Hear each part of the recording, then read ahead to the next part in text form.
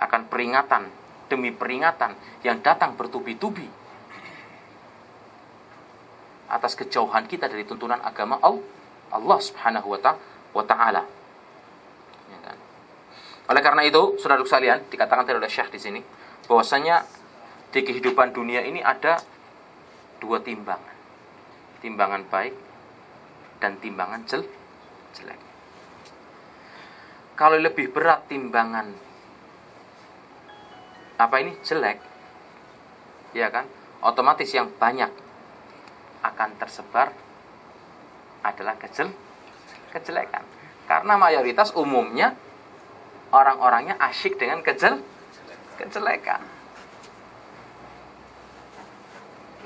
Apabila, ya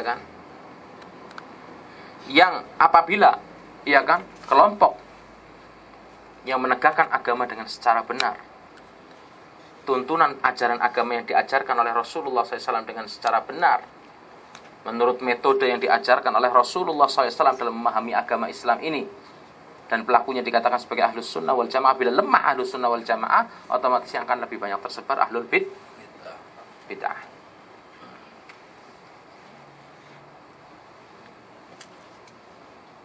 Kalau bid'ah yang lebih banyak tersebar, otomatis yang sunnah akan surut dan tertutup. Manusia akan lebih kenal ya perkara yang bid'ah daripada yang sunnah. Dan yang bid'ah dikatakan sebagai sebuah sunnah dan diperjuangkan, dipertahankan sampai mati-matian, seakan-akan sebagai sebuah tuntunan yang pernah diajarkan oleh Rasulullah. Orang yang melaksanakan sunnah malah diperangi dan dianggap sebagai seorang yang membawa agama baru.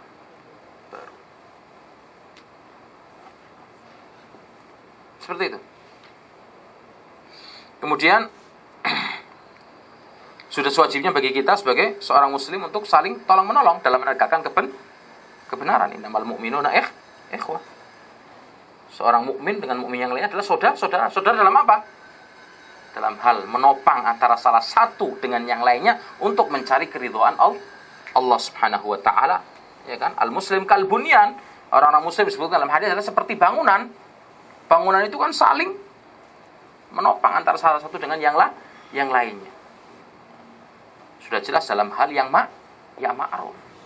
Wa ta'awanu 'alal birri wat taqwa. Saling tolong-menolong kalian dalam ketakwaan kepada Allah Subhanahu wa taala. Wa la ta'awanu 'alal itsmi wal 'udwan. Janganlah kalian saling bertolong-menolong dalam perkara yang maksiat atau permusuhan. Dan perkara yang besar, yang jelek ini adalah perbuatan sihir. Sihir identik dengan atau perdukunan identik dengan sihir jelas. Dan padahal sudah disebutkan dalam Al-Qur'anul Karim, dalam hadis-hadis Nabi SAW tentang pengharaman perbuatan ini, tentang haramnya perbuatan ini. Dan bahkan bukan hanya sekedar haram saja, ada perbuatan-perbuatan haram yang tidak mengeluarkan seorangnya dari Islam. Orang yang berzina, minum khamr, ya kan, ketika melakukan dan terjatuh kepada perbuatan ini, belum keluar pelakunya dari agama Islam. Tapi orang yang mempraktekkan perbuatan sihir, bukan hanya sekedar dosa besar saja, akan tapi mengeluarkan pelakunya dari batas keislaman, dari batas agama Allah, artinya murtad. Dan ini tersebut dalam Al-Quran maupun hadis-hadis Nabi Muhammad SAW. Tapi berapa banyak umat Islam yang mau membuka satu ayat penuh, satu lembar, bahkan ayat tentang sihir tersebut dalam Al-Quranul Karim, surat Al-Baqarah. Siapa yang mau mengindahkan dan tahu? Wattaba'u ma tatlu syayatinu ala mulki Sulaiman wa ma kafara Sulaiman walakinna syayatina kafaru yu'allimuna an-nasa as-sihr. Ya kan? Dan mereka, ya kan, mengikuti, ya kan, apa yang dienggus-engguskan dan dihembuskan para syayatin, ya kan, terhadap kerajaan Sulaiman. Dan mereka mengatakan dengan rayuan-rayuannya bahwasanya sihir ini adalah merupakan praktek amal perbuatan yang telah dilakukan oleh Nabi Sulaiman. Maka dibantah oleh Sulaiman. Wa ma kafara Sulaiman. Sulaiman itu adalah tidak kufur dan tidak mungkin untuk kufur karena dia adalah salah satu nabi utusan Allah Subhanahu wa taala yang tidak mungkin akan menyekutukan Allah. Walakinna syayatin kafaru.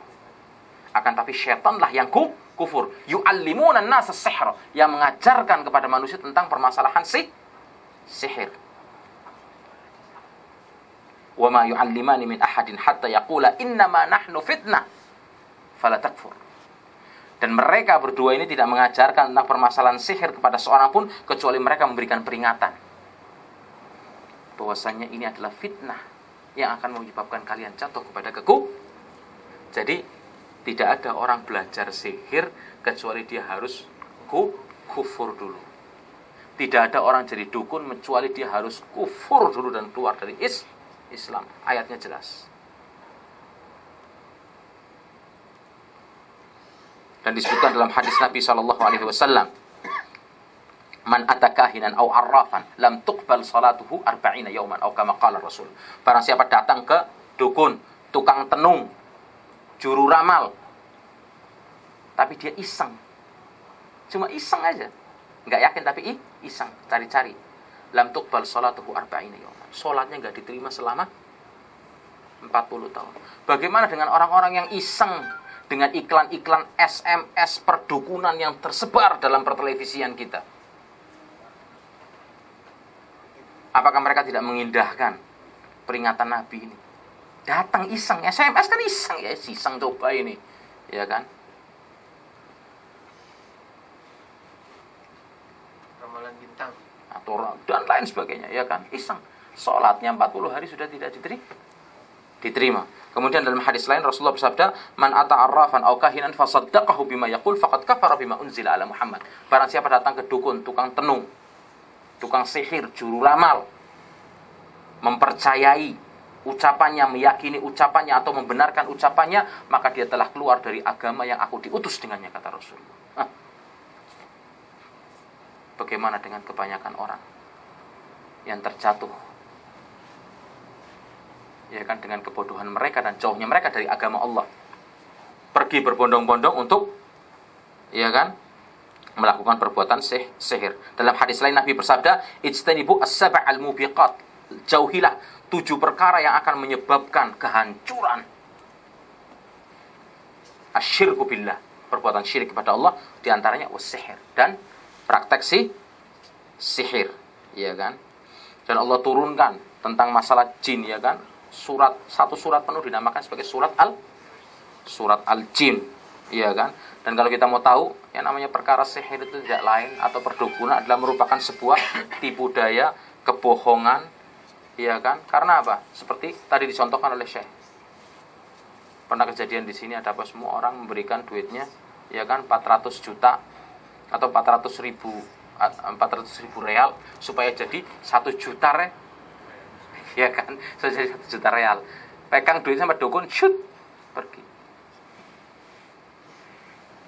Giliran bingung.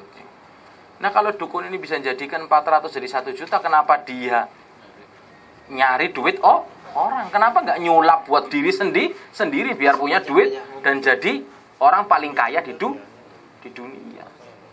Nah, kalau dia mengaku bisa menyembuhkan orang lain, kenapa dia nggak bisa menyembuhkan penyakitnya diri sendiri?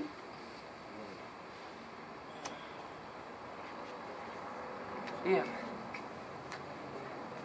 Kalau dia tidak bisa menjauhkan maldorot dari dirinya sendiri, bagaimana dia bisa menjauhkan maldorot dari diri orang lain, ya kan? Dan mereka selalu menggunakan perkataan-perkataan yang bersifat umum, ucapan-ucapan yang bersifat umum yang menggiurkan, ya kan? Datang pelanggannya, ya kan, lihat tangan ada apa semua, oh, kamu lagi punya permasalahan berat ini. Iya betul, Pak. Ya memang semua orang punya siapa yang nggak punya permasalahan, ya kan.